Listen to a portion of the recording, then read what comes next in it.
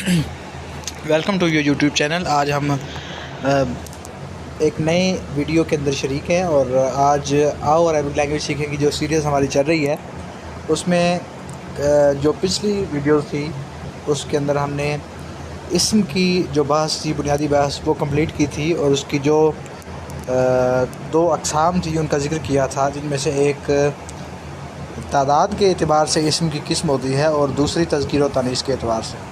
اب تعداد کا کیا مطلب ہوتا ہے اور تعداد کے اعتبار سے اسم کی جو تقسیم ہوتی ہے اس کا بھی وہ پچھلی ویڈیو کے اندر میں ذکر کر چکا ہوں۔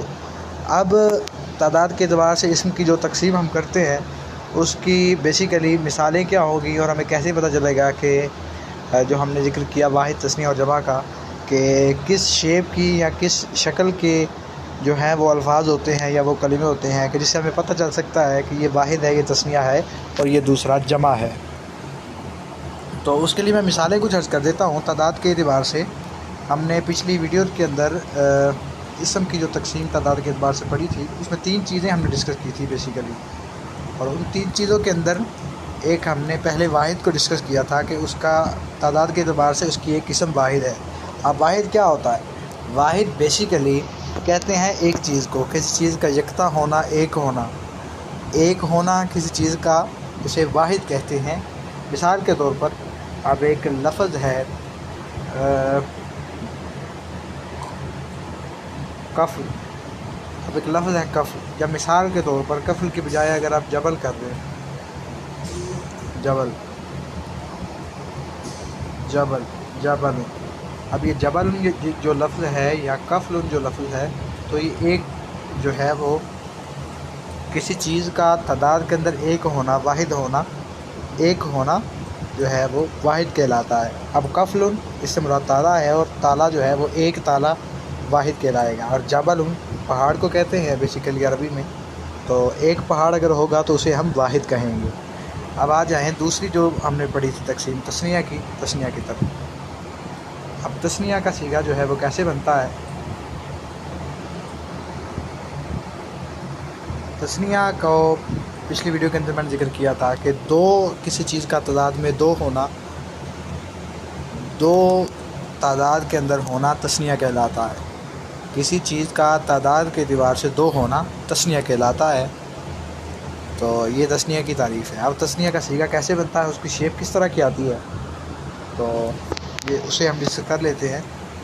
یہ جیسے ہم نے جبل پڑھا تھا، جبل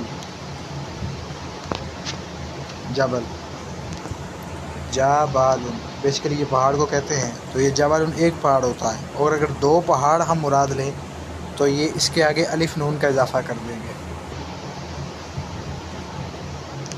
جب آگے ہم الف نون کا اضافہ کر دیں گے تو یہ جبلان ہی ہو جائے گا، اور الف نون کے آنے سے یہ تثنیہ کا صیغہ بن جائے گا۔ تثنیہ کی بیسیکلی 2 نشانیاں ہوتی ہیں، ایک الف نون اور دوسری یا نون۔ یا الف نون کا اضافہ کر دیا جائے یا نون کا، یہ تثنیہ کا صیغہ بن جاتا ہے۔ آگے اسم کی حالتیں ہوتی ہیں، حالت رفع ہوتی ہے، حالت نصب ہوتی ہے اور حالت جری ہوتی ہے، اس کی ہم آگے بحث پڑھیں گے۔ ابھی بیسیکلی جو تثنیہ کو پہچاننے کا طریقہ ہے وہ یہی ہے کہ اگر اسم کے آخر میں الف نون آ جائے یا نون آ جائے تو وہ صیغہ تثنیہ کا صیغہ بن جاتا ہے۔ اور اس کے آگے جو ہم تعداد کے اعتبار سے اقسام پڑھی تھی، ان میں جو تیسری قسم تھی وہ جمع کی تھی۔ جمع کا صیغہ جو ہے وہ کیسے بنتا ہے؟ تو جمع کا صیغہ جو ہے وہ بیسیکلی ہم اس کی طرف چلتے ہیں، تو جمع کہتے ہیں کسی چیز کا تعداد کے اندر 3 ہونا یا 3 سے زیادہ ہونا۔ عربی کے اندر کوئی چیز تعداد میں 3 ہوں گی یا 3 سے زیادہ ہوں گی تو وہ صیغہ جو ہے وہ جمع کا کہلائے گا۔ اب جمع کا صیغہ بنتا کیسے ہے، بیسیکلی اس کی طرف چلتے ہیں۔ اس کی نشانی یہ ہے کہ اب کئی طریقے سے جو ہے وہ جمع کا صیغہ آتا ہے۔ ایک تو جمع ہوتی ہے مکسر اور ایک ہوتی ہے جمع ایز اٹ از، جیسے واحد کا صیغہ ہوتا ہے اسی شکل پر یا اسی جو اس کا جسامت ہوتی ہے یا کلمے کا جو ڈیزائن ہوتا ہے وہی شکل رہتی ہے، اس میں کسی چیز کا اضافہ نہیں کیا جاتا، اور آگے کلمہ جب یہاں ختم ہوتا ہے واحد کا کلمہ، اس کے آگے کچھ حروف کا اضافہ کر دیا جاتا ہے، تو وہ جمع کا صیغہ بن جاتا ہے۔ ایک جمع کا جو صیغہ ہے وہ اس طرح ہوتا ہے کہ اس کے واحد کا جو کلمہ یا واحد کا صیغہ ہوتا ہے اس میں توڑ پھوڑ نہیں ہوتی، یا اسے توڑا نہیں جاتا، یا اس کے کلمات کو ہٹایا نہیں جاتا۔ کلمات کے اندر جو حرف اصلی ہوتے ہیں، حروف اصلی، ان کے اندر کسی دوسرے کلموں کو ایڈ نہیں کیا جاتا، ہاں ان کے آگے جو ہے وہ کچھ کلمات کا اضافہ کر کے جمع کا صیغہ بنا دیتے ہیں۔ تو مثال کے طور پر اب ایک صیغہ ہے واحد کا مسلمون، اب تسنیہ بنائیں گے تو الف نون لگا دیں گے، لیکن جب جمع بنائیں گے تو ہم مسلمون بنا دیں گے، مسلمون۔ اب اس کے آگے ہم نے واو نون کا اضافہ کیا ہے تو یہ مسلمون بن گیا ہے۔ واو نون یا یا نون کا بھی اگر ہم اضافہ کر دیں تو یہ مسلمین،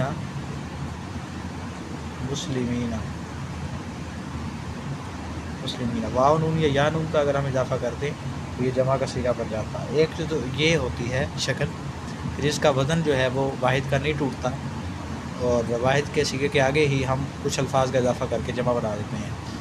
یہ ایز اٹ از واحد کے صیغے پر ہی رہتا ہے وزن، اور کچھ حروف کا اضافہ کر کے ہم صیغہ بدل دیتے ہیں، جمع کا صیغہ بنا دیتے ہیں۔ اور اس کے ساتھ ساتھ ایک دوسری قسم بھی ہوتی ہے، ایک دوسری ٹائپ بھی ہوتی ہے جمع بنانے کی، وہ یہ ہوتی ہے کہ ہم واحد کے صیغوں کو بالکل ختم کر دیتے ہیں،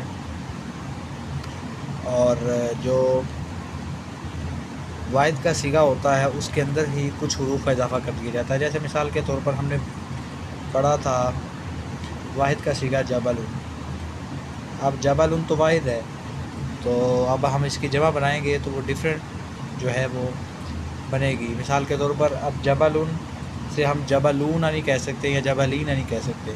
اب جبل سے جب ہم جمع بنائیں گے تو اس کا جو جمع کا صیغہ لے کے آئیں گے وہ جبال کے وزن پر لے کے آئیں گے، جبال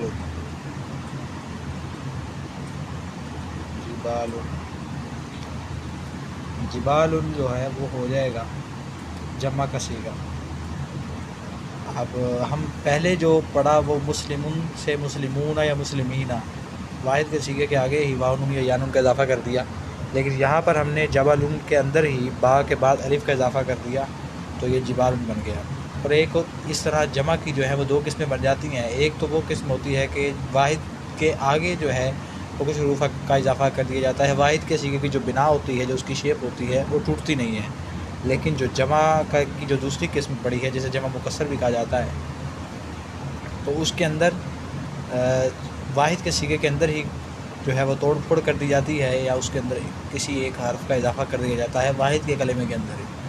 تو یہ تعداد کے اعتبار سے جو اسم کی تقسیم تھی اس پر اختتام کرتے ہیں۔ اگلی ویڈیو تک اپنا بہت سا خیال رکھیے گا۔ اللہ حافظ۔